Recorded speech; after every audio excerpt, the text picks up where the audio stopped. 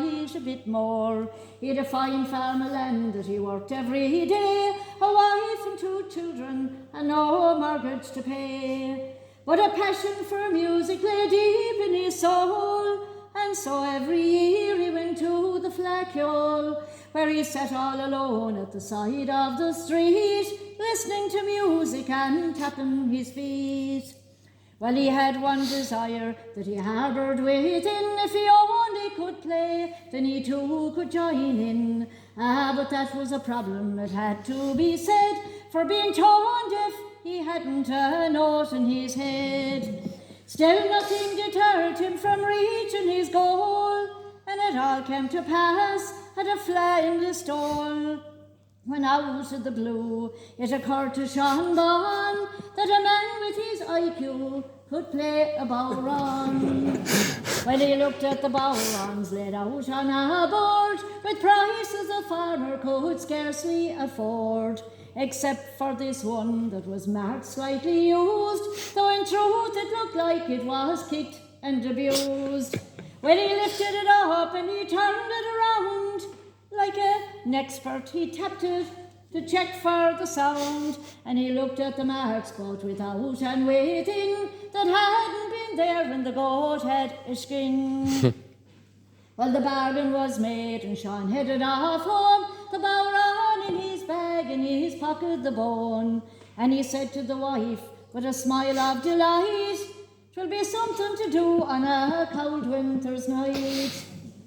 But that's where the problem began for Sean Bon, for despite his obsession with playing the bodhran, no matter how he held the bone in his fist, he just couldn't master the flick of the wrist. First thing in the morning till the last thing at night, the bodhran was never left out of his sight.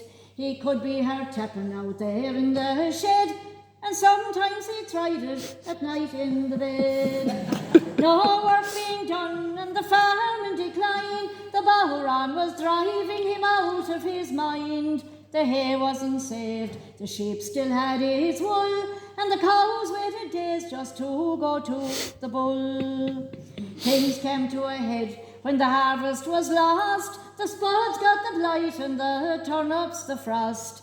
The wife started a row and Sean ended up dead, with the bodhran wrapped round the back of his head. Well, she let out a screech that set off the alarm. Who would think that a bodhran could do so much harm? And the inquest was told that the death of Sean Bon was by misadventure caused by a bodhran.